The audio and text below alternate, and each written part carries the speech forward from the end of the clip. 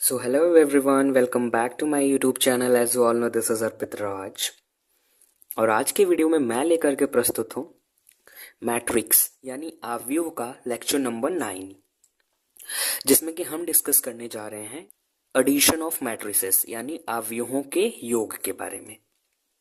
आज के इस वीडियो में हम ये जानेंगे कि अगर हमारे पास दो मैट्रिसेस दी गई हैं तो फिर हम उन्हें कैसे ऐड करते हैं और कैसे सब्ट्रैक्ट करते हैं, और फिर मैट्रिक्स एडिशन की यानी अव्यूहों के योग के क्या क्या बेसिक और मोस्ट इम्पॉर्टेंट प्रॉपर्टीज होती हैं यानी उनके गुणों के बारे में भी चर्चा करेंगे। वीडियो में आगे बढ़ने से पहले अगर अब तक आपने हमारे चैनल को सब्सक्राइब नहीं किया तो चैनल को सब्सक्राइब कर लीजिए। तो मेरा चैनल आप लोगों के लिए काफ़ी हेल्पफुल है, so just don't forget to subscribe the channel and also like the video. So let's start the video. So here's the definition of addition of matrices. अव्यूहों के योग की जो परिभाषा है वो यहाँ पे लिखी गई है, जो कि है if A is equals to square bracket aij square bracket close m cross n and B is equals to bij m cross n are any two matrices of the same order. Just look at the definition very carefully, otherwise you may done any mistake. Its definition says that if A is equals to aij m cross n, here look at the order of the matrices. अगर A आपका कोई m cross n order का एक matrix हो और B equal to bij of m cross n, यानी कि B भी आपका m cross n ऑर्डर का कोई एक मैट्रिक्स हो, are any two matrices of the same order, here it is written that same order है ना, then the sum of A and B is represented as A plus B, यानी कि दो matrix A और B का जो सम होता है, एडिशन होता है, उसे हम A plus B से सिंबॉलिकली रिप्रेजेंट करते हैं, is obtained by adding the corresponding elements of A and B, यानी कि दो अवयवों A तथा B का योग जो है दोनों अवयवों A और B के संगत अवयवों को जोड़ने से प्राप्त होता है। ठीक है, obviously the matrix A plus B is again an m cross n matrix. ठीक है, यानी कि आपका अवयव A plus B, इस तरीके से जो नया अवयव A plus B आपको ऑब्टेन होगा वो भी m क्रॉस n ऑर्डर का ही एक मैट्रिक्स होगा, यानी उसका भी क्रम m क्रॉस n ही होगा। ठीक है, तो इस तरीके से यहाँ पे अगर आपके पास दो मैट्रिसेस हैं ऑफ सेम ऑर्डर की अगर आपके पास मैट्रिसेस हैं, जैसे 2 क्रॉस 2 का एक मैट्रिक्स है तो दूसरा भी 2 क्रॉस 2 का है, तो फिर उन दोनों मैट्रिक्स का जो एडिशन होता है वो हम कैसे ऑब्टेन करते हैं, मैट्रिक्स ए के जो कॉरेस्पॉन्डिंग एलिमेंट्स हैं और मैट्रिक्स बी के जो कॉरेस्पॉन्डिंग एलिमेंट्स हैं, मीन्स ए आई जे पोजीशन पे जो एलिमेंट है, जहां पे आई पंक्ति की संख्या है और जे स्तंभ की संख्या है, तो ए आई जे पोजीशन वाला एलिमेंट मैट्रिक्स बी के बी आई जे पोजीशन वाले एलिमेंट से आप जब जोड़ देंगे, और यही क्रिया जब आप प्रत्येक दोनों मैट्रिसेस के प्रत्येक एलिमेंट के लिए कर देंगे, तो इस प्रकार से आपको एक नया मैट्रिक्स ऑब्टेन होगा। उस मैट्रिक्स को हम बोलते हैं the addition of matrices A and B, that is represented as A plus B. So mathematically, if A is equals to square bracket aij square bracket close m cross n and B equal to bij m cross n, then A plus B is equals to aij m cross n plus bij m cross n, है ना। जैसे कि A आपके पास एक matrix है m cross n order का, जिसका कि जनरल रिप्रेजेंटेशन होता है स्क्वायर ब्रैकेट aij, फिर स्क्वायर ब्रैकेट क्लोज करके हम इसके नीचे यहाँ पे सफिक्स में और उसका ऑर्डर लिख देते हैं, ये मैट्रिक्स का रिप्रेजेंटेशन है, हम जानते हैं। और इसी तरीके से यहाँ पे हमने एक मैट्रिक्स दूसरा लिया है B, जो कि जिसका जनरल रिप्रेजेंटेशन है bij m क्रॉस n, इन दोनों के ऑर्डर सेम है, तो इनका तो परिभाषा के अनुसार इन दोनों मैट्रिसेस का जो सम होगा यानी A प्लस B वो किसके बराबर होगा, मैट्रिक्स A के संगत अवयवों प्लस मैट्रिक्स बी के संगत अवयवों के जोड़ के बराबर होगा, यानी कि ए आई जे पोजिशन वाले अवयव को बी आई जे पोजिशन वाले अवयव से जोड़ देंगे, यानी सेम पोजिशन वाले अवयवों को एक दूसरे से जोड़ देंगे दोनों मैट्रिसेस से, है ना। यहाँ पे हम जैसा कि हम देख पा रहे हैं कि मैट्रिक्स एडिशन बोल रहा है कि यहाँ पे आपको दोनों मैट्रिसेस के सेम पोजीशन वाले अवयवों को जोड़ देना है आपस में, है ना। तो यहाँ पे हम अवयवों को जोड़ दे रहे हैं, और हम जानते हैं मैट्रिक्स के जो अवयव होंगे या तो रियल नंबर होंगे या तो कॉम्प्लेक्स नंबर होंगे, मीन्स होंगे तो नंबर ही, और इस तरीके से जो हमें नया मैट्रिक्स ऑब्टेन होगा उसका भी ऑर्डर सेम ही रखना है। तो इस तरीके से हमें नंबर्स को जोड़ना है, तो फिर हम क्या करेंगे कि इसको एक स्क्वायर ब्रैकेट में लगा करके, है ना, और इनके करस्पॉन्डिंग एलिमेंट्स को जोड़ करके दिखा देंगे। तो इस तरीके से हमारे पास बन जाएगा a plus B equal to square bracket A I J plus square bracket B I J M cross N, है ना। तो इस डेफिनेशन को आप ध्यान रखें। फॉर एग्जाम्पल यहाँ पे एक एग्जाम्पल लिया गया है जिसमें कहा जा रहा है कि इफ ए इक्वल टू 2 3 4, यह एक मैट्रिक्स है, इसका ऑर्डर होगा 1 क्रॉस 3। और एक मैट्रिक्स बी दिया गया है जिसके एलिमेंट्स है -1 -2 और 5, इसका ऑर्डर होगा 1 क्रॉस 3। जैसा कि इसमें एक पंक्ति और 3 स्तंभ हैं, उसी तरीके से यहाँ पर भी एक पंक्ति और 3 स्तंभ है। तो आप देख पा रहे हैं कि जो मैट्रिक्स ए और मैट्रिक्स बी हैं, इन दोनों के ऑर्डर सेम है। इसका मतलब ए प्लस बी यहाँ पे डिफाइंड है। ध्यान रहे कि अगर मैट्रिसेस का ऑर्डर सेम है तो आप उन्हें जोड़ सकते हैं, इन द सेम वे आप उन्हें घटा भी सकते हैं, जिसको हम आगे डिस्कस करेंगे। तो यहाँ पे ए और बी दोनों के ऑर्डर सेम है, तो इस तरीके से यहाँ पे ए प्लस बी डिफाइंड होगा। और वो कैसे प्राप्त किया जाता है? दोनों मैट्रिसेस के करेस्पॉन्डिंग एलिमेंट्स को जोड़ करके, -1 -2 5, इसको करेस्पॉन्डिंगली हम जब जोड़ेंगे तो हमारे पास आएगा 2, यहाँ का हो जाएगा प्लस, और ये है -1। इसी तरीके से 3 यहाँ पे हो जाएगा प्लस, और यहाँ पे है एलिमेंट -2, यहाँ पे है 4, सॉरी यहाँ पे 4 है, और प्लस यहाँ पे आपका 5 है ना। तो इस तरीके से यहाँ मिल जाएगा हमारा, 2 में से 1 घटेगा तो 1 बचेगा, 3 में से 2 घटेगा 1 बचेगा, 4 में 5 ऐड किया 9 हो जाएगा। तो 119, और आप देख पा रहे हैं कि इसका भी ऑर्डर है 1 क्रॉस 3, ठीक है। तो इस तरीके से a प्लस बी की वैल्यू निकल के आई 119 1 क्रॉस 3, यानी a प्लस बी भी आपका एक 1 क्रॉस 3 ऑर्डर का मैट्रिक्स है जिसके एलिमेंट्स है 119। बट यहाँ पे मैंने लिखा है इफ c इक्वल टू 1 2 3 4, ये हमारा एक 2 क्रॉस 2 का एक स्क्वायर मैट्रिक्स है, यानी वर्ग व्यू है अगर कोई matrix c, then a plus C are B plus C is not possible. Why? इसके पीछे का वजह यह है कि आप देख पा रहे हैं कि जो मैट्रिक्स ए और मैट्रिक्स बी हैं, ये दोनों मैट्रिसेस के ऑर्डर सेम है, और वो है 1 क्रॉस 3। ए और बी दोनों के ऑर्डर है 1 क्रॉस 3, लेकिन आपका जो मैट्रिक्स सी है इसका ऑर्डर है 2 क्रॉस 2, यानी कि ऑर्डर 2 का एक स्क्वायर मैट्रिक्स है ना। Since the order of A and C are not the same, are not the equal to each other, that is 1 cross 3 is not equal to 2 cross 2, and in the same way the order of the matrix B and that of matrix C are not equal to each other. So that's why the addition of A and C, that is A plus C, is not possible, and in the same way the addition of B and C is not possible, that is B plus C is not possible. यहाँ पे मैंने इस fact को highlight किया है, जो कि है the addition of different order matrices is not defined, यानी कि जो अलग अलग विभिन्न विभिन्न कोटि या क्रम के जो मैट्रिसेस होती हैं, जो डिफरेंट डिफरेंट ऑर्डर की मैट्रिसेस होती हैं, उनका एडिशन डिफाइंड नहीं होता है, यानी हम उसे ऐड नहीं कर सकते हैं। और we can add only that matrices which have the same order m cross n, हम केवल उन्हीं मैट्रिसेस को जोड़ सकते हैं या घटा सकते हैं जिनके ऑर्डर सेम होते हैं। अब आइए बढ़ते हैं मैट्रिक्स के बेसिक प्रॉपर्टीज की तरफ। तो अब हम देखने जा रहे हैं प्रॉपर्टीज ऑफ मैट्रिक एडिशन, यानी आव्यूह योग के गुण।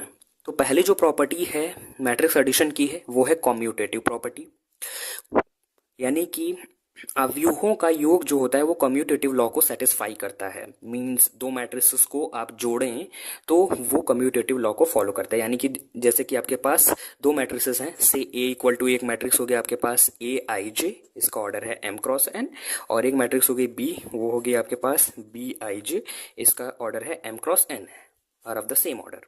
तो फिर a प्लस बी जो होगा वो इक्वल होता है b प्लस ए के, यही कहता है मैट्रिक्स एडिशन का कम्यूटेटिव लॉ, यानी कि दो अव्यूहों का योग क्रम विनिमय नियम को फॉलो करता है। आइए देखते हैं कैसे। जैसे कि अभी a बराबर A I J M cross N और b बराबर बी आई जे एम क्रॉस एन हमारे पास दे रखा है।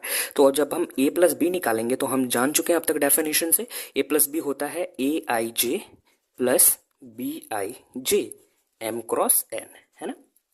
आप चाहे तो step by step find out करके यहाँ पे इस रिजल्ट पर पहुंच सकते हैं, मैंने यहाँ पे डायरेक्टली लिख लिया। तो यहाँ से आपके पास आएगा a plus B equal to, देखिए ए आई जे और बी आई जे सेम पोजीशन के दोनों मैट्रिसेस के एलिमेंट्स हैं, है ना। यानी आईवी पंक्ति जेवे स्तंभ का अवयव ए आई जे और आईवी पंक्ति जेवे स्तंभ का मैट्रिक्स बी में अवयव जो है वो बी आई जे, इन दोनों को जोड़ा गया। ये दोनों नंबर्स होंगे, या तो रियल होंगे या तो कॉम्प्लेक्स नंबर्स होंगे, तो ये दोनों नंबर्स होते हैं, ठीक है। तो नंबर्स का जो एडिशन होता है, चाहे रियल नंबर्स हो चाहे कॉम्प्लेक्स नंबर्स हो तो नंबर्स का जो एडिशन होता है वो कम्यूटेटिव लॉ को होल्ड करता है, यानी क्रम विनिमय नियम का पालन करता है। तो यहाँ पे हम एक्चुअली में नंबर्स को ही तो जोड़ रहे हैं, तो ये नंबर्स को जब हम जोड़ रहे हैं तो इसका मतलब इन नंबर को हम उलट पलट सकते हैं, यानी इनका क्रम हम चेंज कर सकते हैं। तो ये नंबर्स तो क्रम विनिमय नियम को फॉलो करेंगे ही करेंगे, तो इसलिए हम ए आई जे प्लस बी आई जे को लिख सकते हैं B I J plus A I J, और यहाँ पे ऑर्डर तो सेम ही रहेगा, ऑर्डर को तो हम चेंज कर नहीं सकते।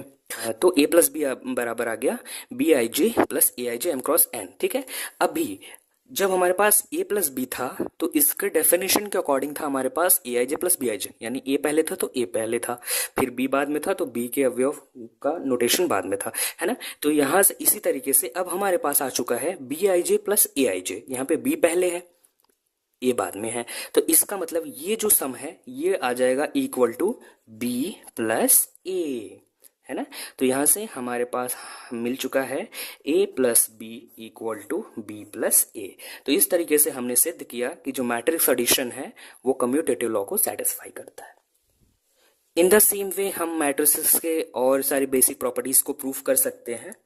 यहाँ पे जो दूसरी प्रॉपर्टी है मैट्रिक्स एडिशन की वो कह रहा है एडिशन इज एसोसिएटिव, यानी कि अवयवों का योग जो होता है वो साहचर्य नियम को फॉलो करता है। साहचर्य नियम जैसे कि रियल नंबर्स या कॉम्प्लेक्स नंबर्स के केस में हम जानते हैं कि अगर ए बी सी तीन, ये चाहे रियल या कॉम्प्लेक्स नंबर्स अगर हैं तो फिर इनका जो एडिशन है वो एसोसिएटिव होता है। तीन नंबर्स का एडिशन एसोसिएटिव होता है, साहचर्य नियम का पालन करता है, जो कि होता था पहले आप ए और बी को जोड़ लीजिए फिर उसके बाद सी को जोड़े, या फिर आप पहले बी और सी को जोड़ लीजिए फिर उसके बाद ए को जोड़िए, ये दोनों रिजल्ट आपस में बराबर होते हैं। ठीक है, यही होता है साहचर्य नियम। साहचर्य नियम मतलब साथ साथ चलने वाला नियम, यानी कि आप तीन नंबर्स डिफरेंट डिफरेंट नंबर्स उठा लीजिए, उन तीनों में से पहले चाहे जिस दो को जोड़ लीजिए फिर उसके बाद में तीसरा जोड़िए, हमेशा आपको सेम रिजल्ट ऑब्टेन होगा। ये हम जानते हैं एलिमेंट्री मैथमेटिक्स से, है ना।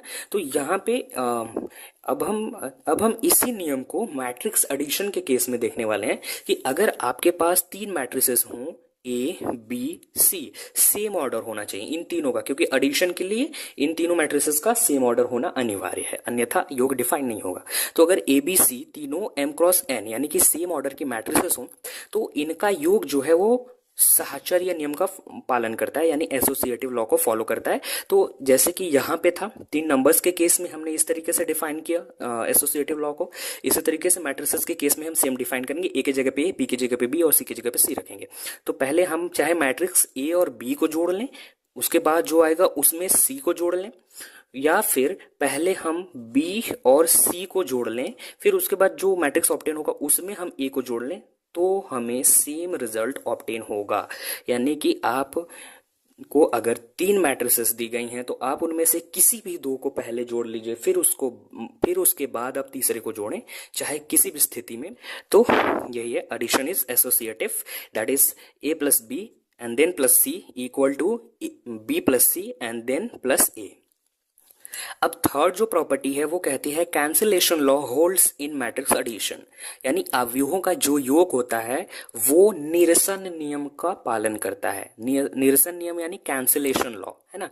जैसे कि रियल नंबर्स के केस में आपके पास अगर तीन नंबर्स ए बी सी अगर होते थे और इस प्रकार से ए प्लस बी बराबर यहाँ पे अगर आपके पास हो सी प्लस बी, तो इस केस में यहाँ पे लग जाता था राइट कैंसिलेशन लॉ और यहाँ से आपके पास आ जाता था ए इक्वल टू सी, है ना।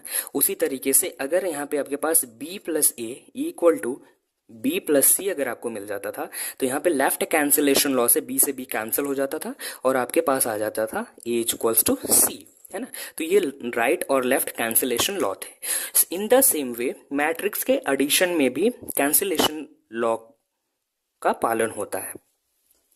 मतलब कि अगर आपके पास तीन मैट्रिसेस हैं से ए बी और सी, है ना, और यहाँ पे जब आप ए और बी को जोड़ रहे हैं तो वो योग जो आ रहा है वो आपका सी और बी के बराबर आ रहा है। तो यहां से तो इसका मतलब यहां से ये निष्कर्ष निकलता है, यहाँ पे आपका राइट कैंसिलेशन लॉ से बी कैंसिल हो जाएगा और फिर आपके पास आ जाएगा ए इक्वल टू सी।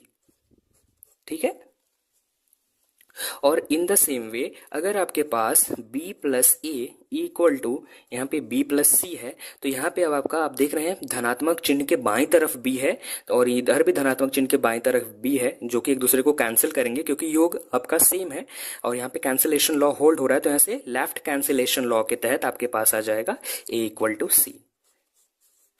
इसी को कहते हैं cancellation law holds in matrix addition. Fourth property हमारी कहती है there exists an additive identity which is represented as bold zero for every matrix such that a plus bold zero equal to a is equal to bold zero plus a। इस property का कहने का मतलब ये है कि आपका कोई भी एक गिवन मैट्रिक्स हो किसी भी ऑर्डर का, उसके लिए एक एडिटिव आइडेंटिटी एग्जिस्ट करती है जिसको कि हम बोल्ड जीरो से प्रदर्शित करते हैं, कहीं कहीं पे कैपिटल ओ से भी प्रदर्शित किया जाता है। तो इसे हम कहते हैं योज्य तत्समक या योग के सापेक्ष तत्समक, है ना, योग तत्समक भी कहा जाता है। एक्चुअली नंबर सिस्टम में जब आपके पास मान लीजिए कि ए आपके पास कोई एक वास्तविक संख्या होती थी, है ना, तो उसमें उसके लिए आपके पास एक ऐसा एलिमेंट हमेशा मिलता था कि जिसको आप ए में जोड़ो, है ना, यहाँ पे बी प्लस ए में आप उस एलिमेंट को जोड़ो तो हमेशा आपको ए मिल जाता था, है ना। यानी कि एक ऐसा नंबर जो कि आप किसी दिए गए नंबर में जिसको जोड़ो तो आपको वही पुनः वही दूसरा नंबर यानी यही ए मिल जाए, है ना। तो ऐसा कौन सा नंबर हो सकता है नंबर सिस्टम में, रियल नंबर्स में या फिर कॉम्प्लेक्स नंबर्स में? तो अगर हम यहाँ पर रियल नंबर्स की बात करें तो ऐसा नंबर होता है जीरो, क्योंकि जीरो में आप कोई भी दुनिया का कोई भी नंबर आप ऐड करो तो वो हमेशा आपको वही सेम नंबर पुनः वापस दे देगा। जैसे जीरो में 5 ऐड करो तो 5 ही आपको मिल जाएगा, है ना। तो इस तरीके से वास्तविक संख्या या फिर सम्मिश्र संख्या के केस में जीरो जो होता है वो आपका एडिटिव आइडेंटिटी का काम करती है, ठीक है। और नंबर्स के केस में जो एडिटिव आइडेंटिटी की प्रॉपर्टी होती है, अगर हम आइडेंटिटी को स्मॉल ए से प्रदर्शित करें और ए कोई नंबर हो तो e plus a will be equal to a according to the definition and this will be equal to a plus e, क्योंकि एडिशन जो होता है वो कम्यूटेटिव लॉ को होल्ड करता है। तो जैसा कि नंबर्स के केस में जीरो जो होती है वो एडिटिव आइडेंटिटी होती है, इन the same way let's think about, तो यहां से आप देख पा रहे हैं कि a plus o equal to a आ जा रहा है ना, चूंकि मैट्रिक्स एडिशन क्रमविन्वय नियम का फॉलो करता है तो यहाँ पे a प्लस ओ जो होगा वो o प्लस ए के बराबर भी लिखा जा सकता है, ठीक है। तो यहां से अब देख पा रहे हैं कि a plus o equal to a that is equal to o plus a, है ना। तो हर एक दिए गए मैट्रिक्स चाहे वो किसी भी ऑर्डर का हो उसके लिए एक एडिटिव आइडेंटिटी हमेशा एग्जिस्ट करती है और वो एडिटिव आइडेंटिटी वाला जो मैट्रिक्स होगा वो होगा नल मैट्रिक्स, यानी कि zero matrix of the same order that is equal to the order of matrix A, यानी कि जिस ऑर्डर का आपका मैट्रिक्स दिया गया है उसी ऑर्डर का नल मैट्रिक्स आप लिख लीजिए, वही नल मैट्रिक्स या zero matrix of the same order आपके दिए गए मैट्रिक्स ए की एडिटिव आइडेंटिटी या फिर योज्य तत्समक कहलाती है।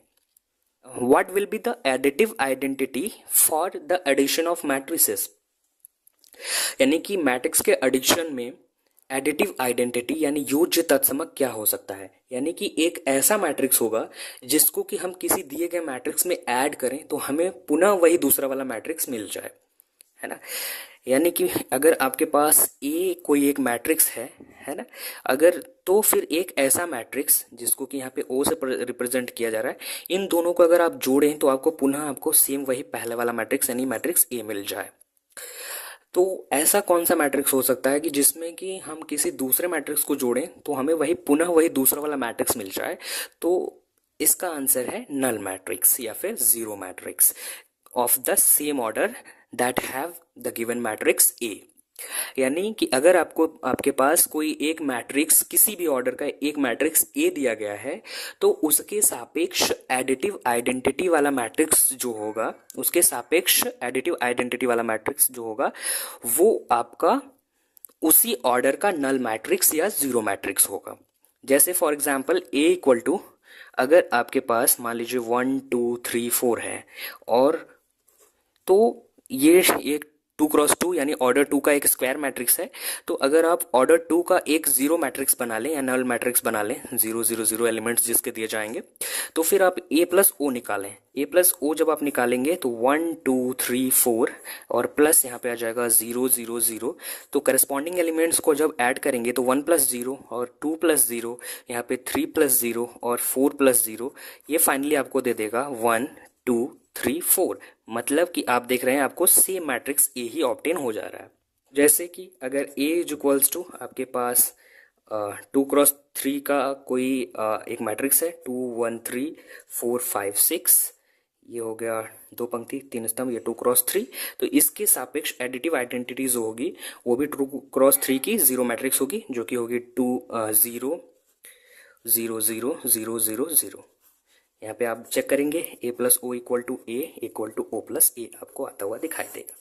So here is the fifth property of matrix addition, which says that there exists a unique additive inverse that is minus a for every matrix A। यानी कि अगर आपके पास कोई एक मैट्रिक्स ए दिया गया है तो इसका एडिटिव इनवर्स यानी कि योज्य व्युत्क्रम हमेशा एग्जिस्ट करेगा यूनिकली, यानी अद्वितीय रूप से इसका एक एडिटिव इनवर्स एग्जिस्ट करेगा, जो कि दिया जाता है माइनस ए से। हम जानते हैं कि अगर हमारे पास ए कोई मैट्रिक्स है equal to A I J of M cross N, तो माइनस ए जो होता है वो नेगेटिव ऑफ ए होता है, यानी कि मैट्रिक्स ए के प्रत्येक एलिमेंट में माइनस का मल्टीप्लिकेशन करने से ऑब्टेन होता है। तो ये हो जाएगा minus equal to minus A I J, यहाँ माइनस है, of the same order M cross N, यानी प्रत्येक एलिमेंट में माइनस से मल्टीप्लिकेशन कर देंगे। तो यही कहा जा रहा है, तो यहाँ पे कहा जा रहा है कि हर एक मैट्रिक्स के सापेक्ष एक एक ऐसा मैट्रिक्स एग्जिस्ट करता है जो कि उसका एडिटिव इनवर्स होता है। तो अगर हम नंबर्स की बात करें तो नंबर्स के केस में एडिटिव इनवर्स, सपोज कि आपके पास ए कोई एक नंबर है फ्रॉम रियल नंबर्स, है ना, तो इसका जो योग के सापेक्ष इनवर्स होगा उसे हम बोलते हैं एडिटिव इनवर्स या फिर योज्य व्युत्क्रम या फिर योगात्मक प्रतिलोम। इसका जो एडिटिव इनवर्स होता है वो एक ऐसा नंबर होता है, एक ऐसा रियल नंबर होता है जिसको हम इस नंबर में ऐड करें तो हमें योग के सापेक्ष आइडेंटिटी मिल जाए, यानी कि योज्य तत्समक मिल जाए। यानी कि एक नंबर अगर ए आपके पास है तो एक ऐसा नंबर बी इस नंबर ए का योज्य व्युत्क्रम या एडिटिव इनवर्स कहलाएगा। यदि आप इन दोनों को जोड़ दो तो आपको एडिटिव आइडेंटिटी मिल जाए, यानी कि 0 मिल जाए नंबर्स के केस में। तो यहाँ पे अगर आप b की वैल्यू यहाँ से निकालना चाहेंगे तो b बराबर आ जाएगा माइनस ए, और दैट्स वाई यहाँ पे हमने लिखा है there exist a unique additive inverse minus A for every matrix A in the same way as we have discussed earlier in the case of numbers. तो मैट्रिक्स के केस में भी अगर आपके पास एक मैट्रिक्स ए दी गई है तो उसका जो एडिटिव इनवर्स होगा वो माइनस ए होता है, क्योंकि जब आप ए और माइनस ए को जब आप ऐड करेंगे तो यहाँ के एलिमेंट है ए आई जे और यहाँ के एलिमेंट्स हैं माइनस ए आई जे, तो सारे के सारे एलिमेंट्स एक दूसरे से घट करके 0 बना देंगे और इस तरीके से आपको सेम ऑर्डर का नल मैट्रिक्स मिल जाएगा, यानी और null matrix of the same order is the additive identity. तो यहाँ पे आप a और माइनस ए को ऐड करके आप देखेंगे कि a प्लस माइनस ए को जब आप ऐड करेंगे तो आपको मिलेगा a I j minus A I J of M cross n. यहाँ से आपको मिल जाएगा 0 ऑफ एम क्रॉस एन, है ना। तो यहाँ पे एक एम क्रॉस एन ऑर्डर का एक नल मैट्रिक्स आपको मिल गया। तो यहाँ से आप देख रहे हैं कि a और माइनस ए को जब आप ऐड कर रहे हैं तो आपको एक एम क्रॉस एन यानी सेम ऑर्डर का नल मैट्रिक्स मिल रहा है, यानी इन दोनों मैट्रिक्स को ऐड करने पे आइडेंटिटी मिल रही है। तो निश्चित रूप से ये माइनस ए जो है ये मैट्रिक्स ए का एडिटिव इनवर्स यानी योगात्मक प्रतिलोम है या योज्य प्रतिलोम है। अब थोड़ा सा डिस्कशन कर लेते हैं सब्ट्रैक्शन ऑफ मैट्रिसेस यानी कि अवयवों के अंतर के बारे में, कि कैसे हम मैट्रिसेस को घटाते हैं। तो यहाँ पे लिखा है if A is equals to A I J of M cross N and B is equals to B I J of M cross N, that is in case of subtraction of matrices they must have the same order too.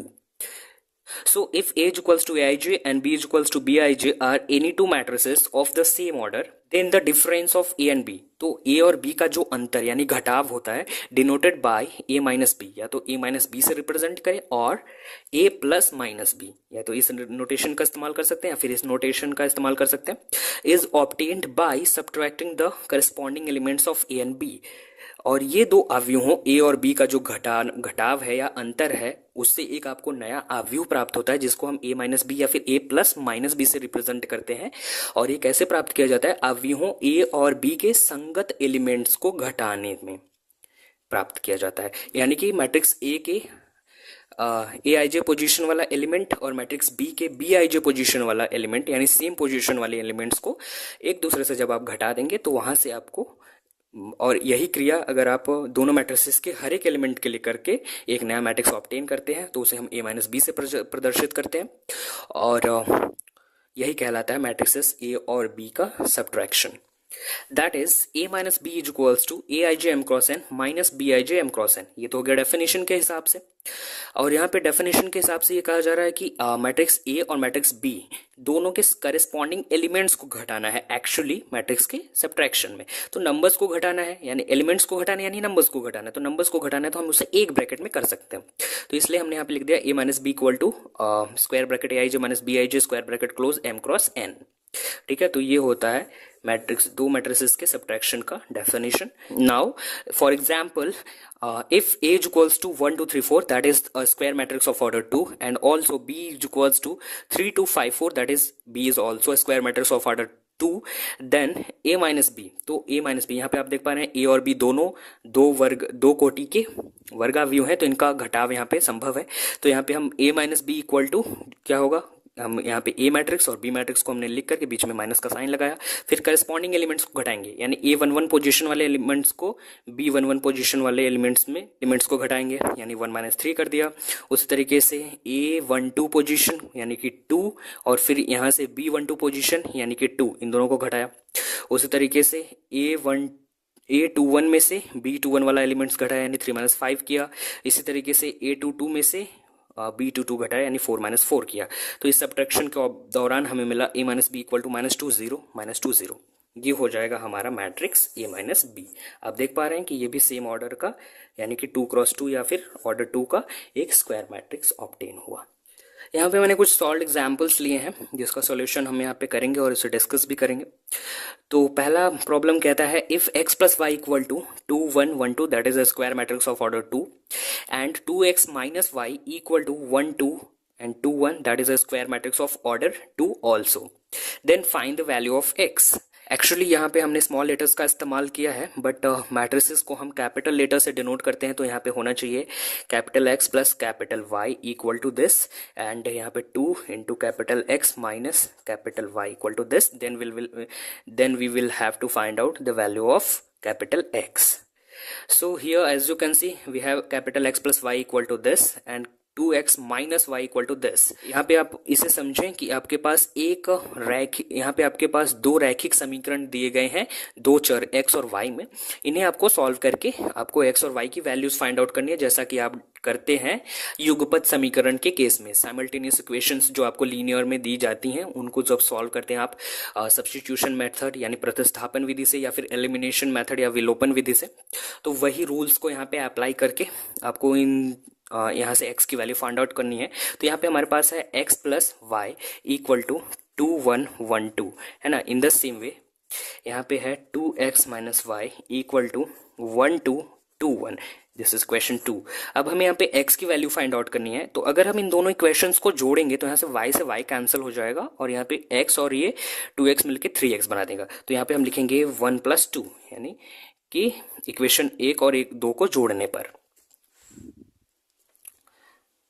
तो जब हम इन दोनों को जोड़ेंगे तो यहाँ से y से तो y कैंसिल हो चुका है, तो हमारे पास बचेगा 3x इक्वल टू यहाँ पे 2 1 1 2 प्लस 1 2 2 1।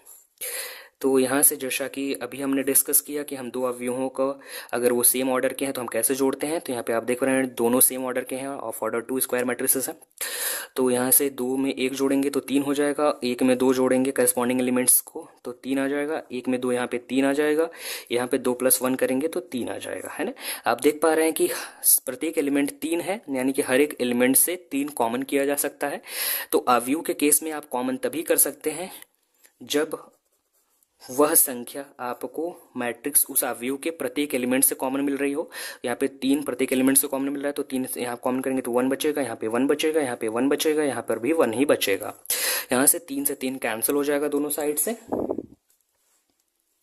और फाइनली आपके पास बचेगा x equal to a square matrix of order 2 whose elements are 1 1 1 1. This is the required value of x. So here is the second question.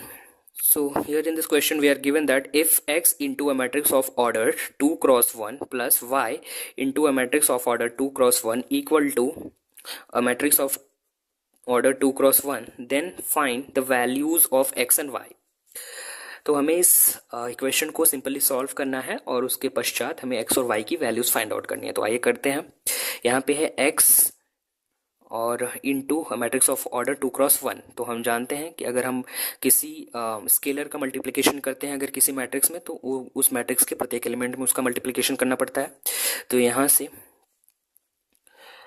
अगर हम किसी राशि का किसी मैट्रिक्स में मल्टीप्लिकेशन करते हैं तो उस राशि का उस मैट्रिक्स के हर एक अवयव के साथ मल्टीप्लिकेशन करना पड़ता है ना। तो यहाँ से x अंदर जब जाएगा तो ये x का 2 में मल्टीप्लिकेशन होगा तो 2x बन जाएगा, और 3 में मल्टीप्लिकेशन होगा तो 3x बन जाएगा, एंड प्लस इसी तरीके से y जब अंदर जाएगा तो यहाँ पे माइनस y बन जाएगा और यहाँ पे y बन जाएगा, और इक्वल टू हो जाएगा 10 5, है ना। अब यहाँ पे मैट्रिक्स का एडिशन है, आप देख पा रहे हैं कि ये दोनों सेम ऑर्डर की मैट्रिसेस हैं 2 क्रॉस 1 के, और ये भी 2 क्रॉस 1 का ही है। तो यहाँ से इन दोनों मैट्रिसेस का एडिशन पॉसिबल है। तो इन्हें हम ऐड करेंगे तो यहाँ पे आ जाएगा 2x माइनस वाई, और यहाँ पे आ जाएगा 3x plus Y equal to 10,5, है ना। तो यहाँ से आप संगत अवयवों की तुलना करेंगे, क्योंकि ये दोनों मैट्रिक्सेस ये एक दूसरे के इक्वल हैं। तो इक्वालिटी ऑफ टू मैट्रिसेस से आप संगत एलिमेंट्स की जब तुलना करेंगे तो आपके पास आएगा 2x minus Y equal to 10। Suppose this is question number 1, और in the same way we will have 3x plus Y equal to 5। Suppose this is question number 2। Now we just have to find the value of x and y। So what we will do now is we will just add equation 2 and 1 to get the value of x. So when we will add the equation 1 and 2, then we will find that this y and this y will cancel out to each other, and finally we will have here 5x and equal to 15, and from here we will get x equal to 3, as 5 3s are 15. Now as we have obtained the value of x which is equal to 3, then by putting x equal to 3 in any one of equation 1 or 2, we can easily get the value of y. So we are just going to put the value of x in equation 2, which is 3x, that is 3 plus y equal to 5, and this will be 9 plus y equal to 5, and this will give us y equal to 5 minus 9. Finally we will have y equal to minus 4. So thus we have just obtained the value of x and y, which are x equal to 3 and y equal to minus 4. So in this way we have just solved this problem. तो ये तो थे कुछ matrix addition और subtraction पे based कुछ frequently asked problems, जिसको कि हमने यहाँ पे सॉल्व किया। तो आज के वीडियो में सिर्फ इतना ही। आज हमने डिस्कस किया मैट्रिक्स एडिशन और मैट्रिक्स सब्ट्रैक्शन, और साथ ही उनके कुछ बेसिक प्रॉपर्टीज़ के बारे में with proof and with example. तो आपको हमारा ये वीडियो कैसा लगा आप हमें कमेंट करके ज़रूर बताएं। और हाँ, मैं आप लोगों के लिए इतनी मेहनत कर रहा हूँ, तो आप लोगों का भी फ़र्ज़ बनता है कि आप लोग करें, मेरे चैनल को सब्सक्राइब करें और मुझे सपोर्ट करें। So see you very soon with a new video. Thank you very much for watching this video.